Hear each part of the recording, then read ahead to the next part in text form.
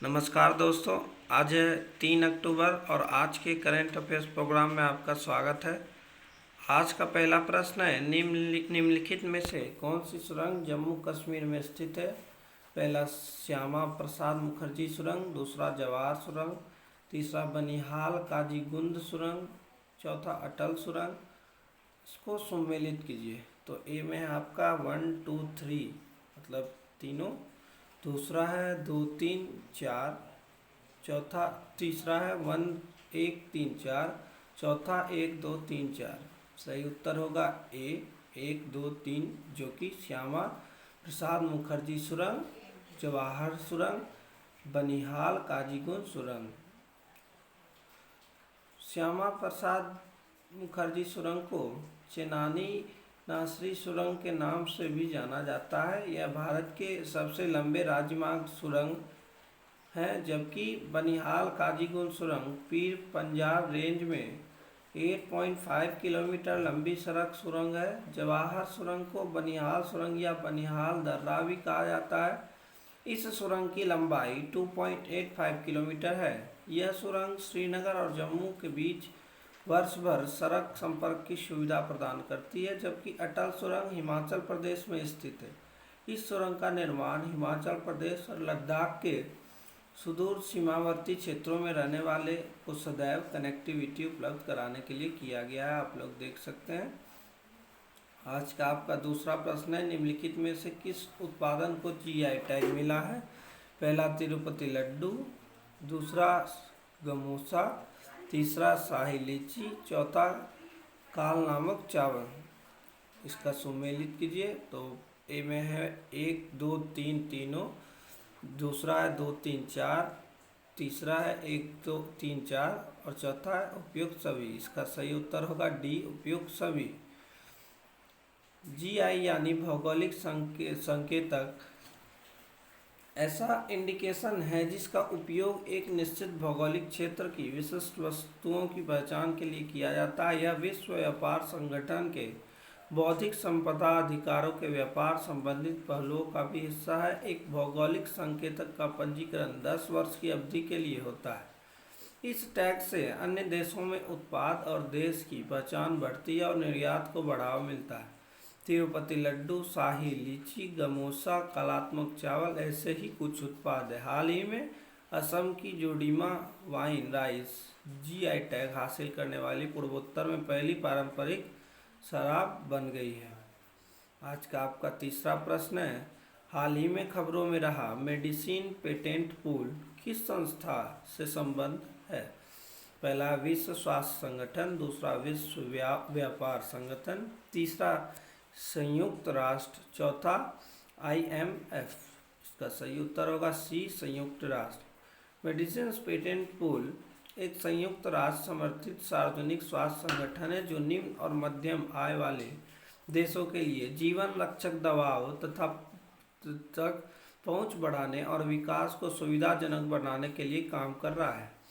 MPP ने generic दवा निर्माण और नए फॉर्मुलेशन के विकास को प्रोत्साहित किया है। इसके लिए इस पुल ने नागरिक समाज, सरकारों, अंतर्राष्ट्रीय संगठनों, उद्योग, रोगी समूह और अन्य हितधारकों के साथ साझेदारी भी की है।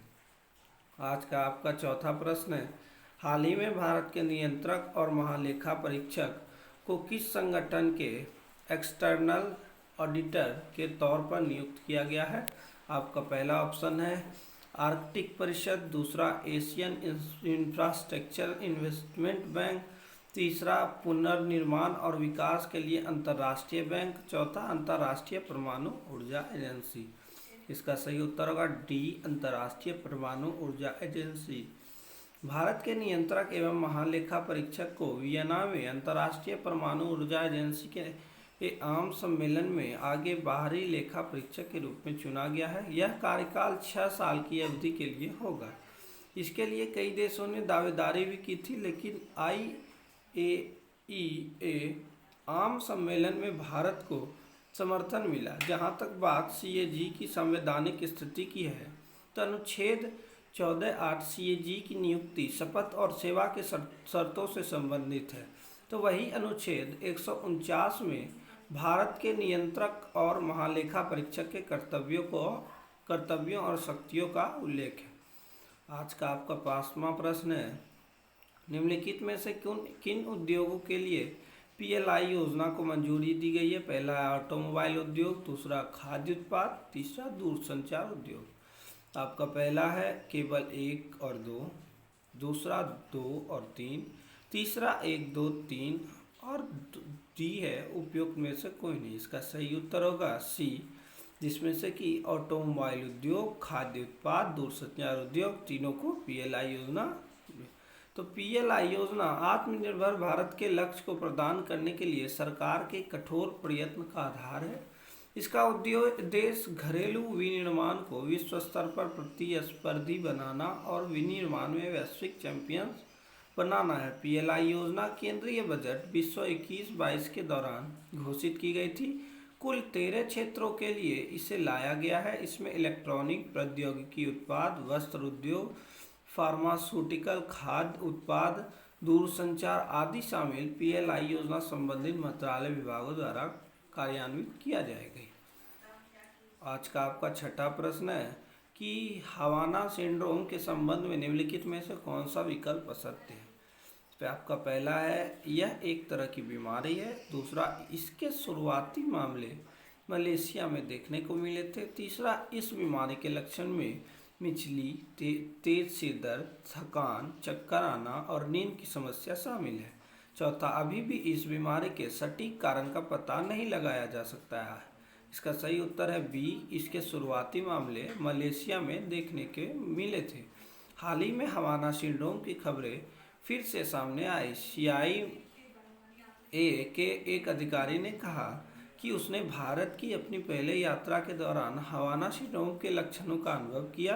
दरअसल साल 2016 में क्यूबा की राजधानी हवाना में तैनात USA के राजनयिकों और अन्य कर्मचारियों ने अजीब सी आवाज़ें सुनाई देने तथा शारीरिक संवेदना के बाद इस बीमारी को महसूस किया। इस बीमारी के लक्षण में मिचली, तेज सिर दर्द, थकान, चक्कर आना, नींद की समस्या आदि शामिल है। इसे ही हवाना सिंड्रोम कहा जाने लगा। डॉक्टर और वैज्ञानिक इसकी वजह का पता लगाने में जुटे हैं, लेकिन किसी ठोस नतीजे पर नहीं पहुंच पाए हैं। हाल ही में अमेरिकी राष्ट्रीय विज्ञान अकादमी की एक रिपोर्ट में हवाना सिंड्रोम का संभावित कारण निर्देशित माइक्रोवेव विकिरण को बताया गया, लेकिन कुछ विशेषज्ञ अभी भी इससे अलग मत जता रहे हैं। आज का आपका 7वां प्रश्न है, आपदा मित्र योजना के संबंध में निम्नलिखित में से कौन से कथन सत्य है? पहला है आपका इसके योजना के तहत आपदा के दौरान राहत कार्य के लिए विदेशों से प्रशिक्षित लोग बुलाए जाएंगे। दूसरा, इस योजना के कार्यान्वयन एजेंसी राष्ट्रीय आपदा प्रबंधन प्राधिकरण है। आज का आपका पहला ऑप्शन है केवल 1, दूसरा है केवल 2, तीसरा है 1, 2 दोनों, चौथा है इनमें से कोई नहीं। इसका सही उत्तर होगा बी, केवल 2। इस योजना के कार्यान्वयन में एजेंसी राष्ट्रीय आपदा प्रबंधन प्राधिकरण है। हाल ही में केंद्रीय गृह मंत्री अमित शाह ने बताया कि केंद्र सरकार देश भर के 350 जिलों में आपदा मित्र परियोजना को शुरू करने की योजना बना रही है। बता दें कि यह एक केंद्रीय क्षेत्र की योजना है जिसे मई 2016 में शुरू किया गया था। इसमें ऐसे क्षेत्र जो आपदा के लिहाज से संवेदनशील है, वहां के उपयुक्त व्यक्तियों की पहचान करके उन्हें आपदा के दौरान तेजी से काम करने के लिए प्रशिक्षित किया जाएगा। राष्ट्रीय आपदा प्रबंधन प्राधिकरण इस योजना की कार्यान्वयन एजेंसी है। आज का आपका 8वां प्रश्न है, हाल ही में इंस्पायर समाचार पत्रों की सुर्खियों में था, यह क्या है? एक अंतरिक्ष कार्यक्रमों के लिए सक्रिय विश्वविद्यालय का एक संघ, अल्पसंख्यकों को शिक्षा के लिए प्रोत्साहित करने वाली एक योजना, या दिव्यांग के कौशल प्रशिक्षण के लिए केंद्र सरकार द्वारा शुरू की गई एक योजना, या विधवा कल्याण के लिए सक्रिय एक गैर सरकारी संगठन। इसका सही उत्तर होगा ए, अंतरिक्ष कार्यक्रमों के लिए सक्रिय विश्वविद्यालय का एक संघ। इंस्पायर अंतरिक्ष कार्यक्रमों के लिए काम कर रहे विश्वविद्यालय का एक संघ है। इसका पूरा नाम international satellite programme in research and education है। इसे अंतरिक्ष विज्ञान और इंजीनियरिंग को आगे बढ़ाने के लिए गठित किया गया है। इस कार्यक्रम के तहत कई पृथ्वी और अंतरिक्ष मौसम अवलोकन उपग्रहों के को अंतरिक्ष में भेजे जाने की योजना है। इंस्पायर सेट से 1 से इंस्पायर सेट 7 तक की एक पूरी श्रृंखला शामिल है। हाल ही में खबर में आई कि इंस्पायर के तहत INSPIRE के तहत विकसित इंस्पायर सेट 1 क्यूबसेट सैटेलाइट लॉन्च के लिए तैयार है। आज का आपका 9वां प्रश्न है, दल बदल विरोधी कानून के तहत किसी सांसद या विधायक की अयोग्यता के बारे में फैसला लेने का अधिकार निम्नलिखित में से किसे होता है। आज का इसका आपका पहला ऑप्शन है सर्वोच्च न्यायालय को, दूसरा चुनाव आयोग को, तीसरा विधायिका के पीठासीन अधिकारी को, चौथा संबंधित पार्टी के प्रमुख को। इसका सही उत्तर होगा सी, विधायिका के पीठासीन अधिकारी को। दल बदल विरोधी कानून के तहत किसी सांसद या विधायक की अयोग्यता के बारे में फैसला लेने का अधिकार विधायिका के पीठासीन अधिकारी के पास है। आपको बता दें कि 52वें संविधान संशोधन के जरिए बना दल बदल कानून 1 मार्च 1985 से देश में लागू हुआ था। संविधान में इसे 10वीं अनुसूची के रूप में शामिल किया गया था। ये कानून संसद और राज्य विधानसभा दोनों पर लागू होता है। इसके तहत यदि कोई विधायक अपनी पार्टी के खिलाफ जाकर दूसरी पार्टी का समर्थन करता है तो उसकी इस प्रक्रिया को दल बदल माना जाता है। ऐसे में उस विधायक की सदस्यता समाप्त कर दी जाती है। हाल ही में एक कानून चर्चा में थी। आज का आपका 10वां और अंतिम प्रश्न है, आकाश प्राइम मिसाइल के संबंध में निम्नलिखित में से कौन सा कथन सत्य है।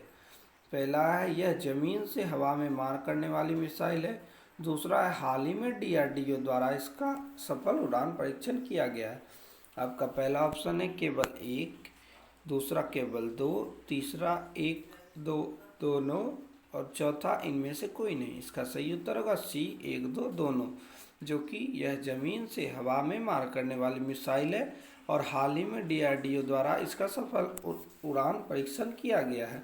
हाल ही में आकाश मिसाइल के एक नए संस्करण आकाश प्राइम का DRDO द्वारा सफलतापूर्वक उड़ान परीक्षण किया गया है। यह जमीन से हवा में मार करने वाली मिसाइल है। मौजूदा आकाश प्रणाली के मुकाबले आकाश प्राइम बेहतर सटीकता के लिहाज से डिजाइन किया गया है। इसमें एक स्वदेशी सक्रिय रेडियो फ्रीक्वेंसी खोजकर्ता उपकरण लगाया गया है। मिसाइल में किए गए अन्य सुधार की वजह से ये ज़्यादा ऊंचाई वालों जगहों और कम तापमान वाले वातावरण में अब और अधिक विश्वसनीय प्रदर्शन कर सकता है। आज के लिए इतना ही, धन्यवाद।